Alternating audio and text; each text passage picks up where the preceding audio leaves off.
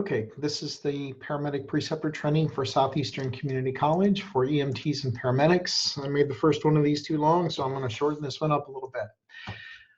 Most of the information in this video will pertain directly to paramedics. EMTs, a little bit greener, not as much field requirements, so they're going to be more assistants versus paramedics who are expected to take a lead role. So this is the goal of our paramedic program, to prepare competent entry-level paramedics in the cognitive, psychomotor, and affective domains. So that's the goal of our program. It's a little bit about the phases of the paramedic course. The first phase is the lecture phase, and we do that pretty much throughout the first 2 semesters. Then we incorporate labs into the lectures so that they can practice skills, and then they incorporate those skills into simulations and scenarios. And then finally, they apply those skills to real patients in the clinical environment. So that's really the first time that they actually perform skills on live patients. Then the part that you're involved with is in the capstone field internship, which is the end stage of the paramedic program. It's the last stage before the student is allowed to finish final testing. This is where you're directly evaluating the student. So these are those 3 phases sort of gathered together and talking about each one. And they interlap or overlap with each other throughout the program. This is actually outdated.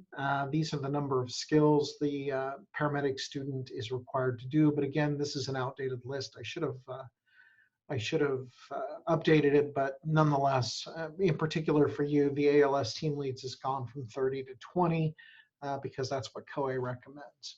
Okay, so I want to show you the evaluation tool, or the tool that you use to evaluate the paramedic student. This is only paramedics. So you log into platinumplanner.com. The username is your email address. Wherever your primary employment is, it is that email address. You can change that if you would like. The password is simply the word password unless you have reset it. Now, when you log in, you will get a message here if you have opportunities to review.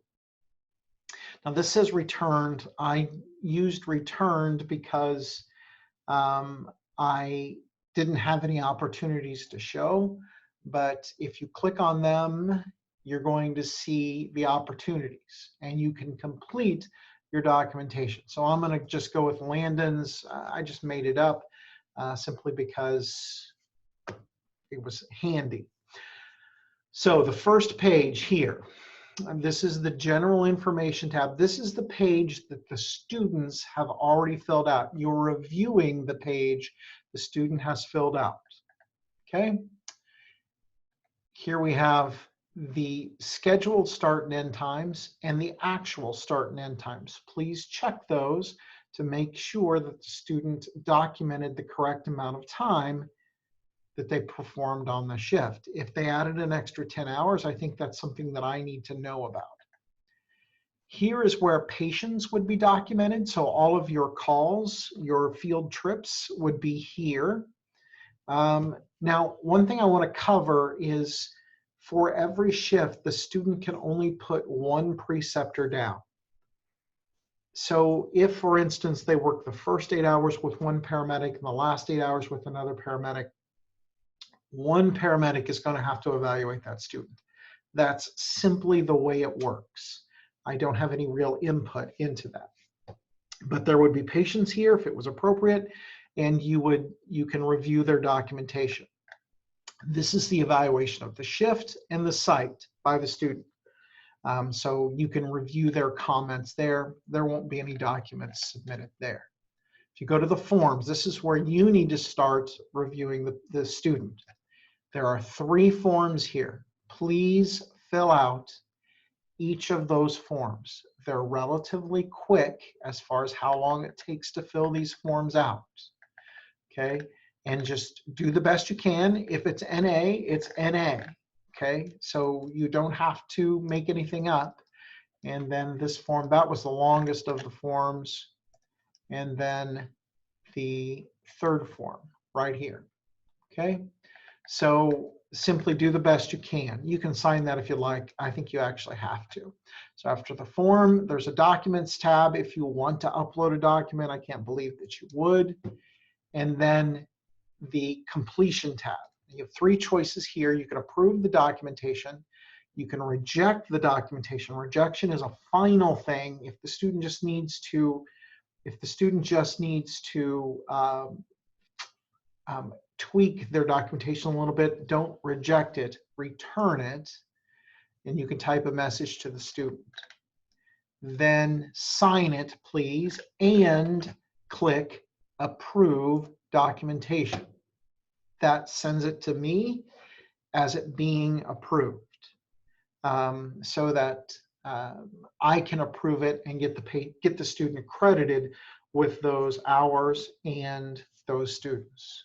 Okay, so I'm going to go back to my presentation here and finish the rest of it. So what is your role as a preceptor? Your role as the preceptor, besides ensuring adequate patient care, is to ensure that the patient demonstrates proficiency and competency. Would you work with the student? Would you be willing to let the student work on a member of your family? Note that completion of the course is not determined by a completion of a number of hours, contacts, or anything like that.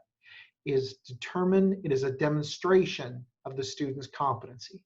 Once they are determined that they can practice as an entry-level practitioner, then they are deemed competent and they can graduate from the course. It is part of your role, maybe primary role as a preceptor, to do that. Okay, so here's your role as a preceptor. You're a role model, an educator. It makes a big difference if you can explain not only what it is that you did, but how you did it, why you did it for that patient.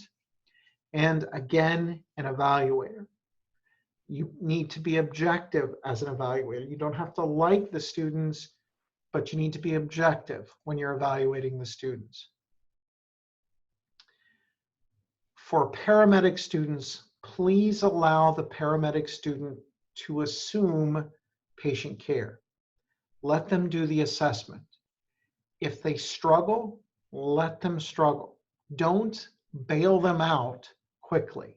Now, if the patient is unstable enough or unstable and having them struggle would be a detriment to patient care, then you need to take over for them and discuss that with them after the call. But if they struggle, just let them struggle. Allow the student to delegate tasks. It is not necessarily appropriate in every case to have the paramedic student do every last skill. Allow them to delegate to the other staff, starting IVs, doing blood pressure, while they assess the patient and develop a plan of care. That's what the field experience is for. So you would intervene if they're absolutely stymied, the patient care is threatened. But again, I hope that they'll be able to struggle a little bit with that if they get stuck. Then the program provides oversight for the field experience, remediation to the student. For instance, if you send me a note saying that student XYZ is horrible at IVs, we'll set up a lab here and let the student practice that, and then provide guidance. So this is my contact information. My home number is no longer valid, so don't call that. Probably most of you have this during the summer when you would be when it would be time to call me. When you're doing ride time, the cell phone is the best way to get hold of me. When to contact me. If you ask a student to leave a clinical site, please contact me for whatever reason. You don't have to wait to send the student home. You don't have to have my permission to send a student home, but I need to be told about it as soon as possible. Anytime you think there's any information that I should know, give them a call, okay? So just remember that you all were students at one time as well. and they're eager to learn. They're eager to get past the field experience, but they're very eager to learn. Give them a tour of the place. Ask them to do things.